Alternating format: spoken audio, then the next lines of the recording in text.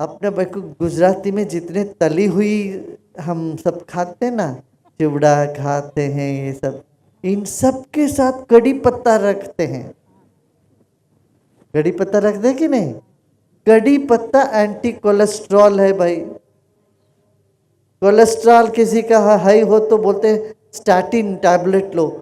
मैं कहता हूं बिल्कुल नहीं लेना चाहिए। वो स्टैटिन टैबलेट से फार्मेसी पैसा बनाती है मगर शरीर का कोई आराम नहीं मिलता।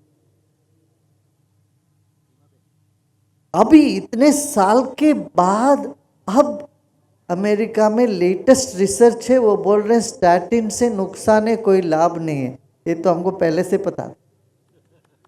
भारत में हम पहले से कहते थे ये स्टैटिन टैबलेट बिल्कुल ही नहीं लेना चाहिए।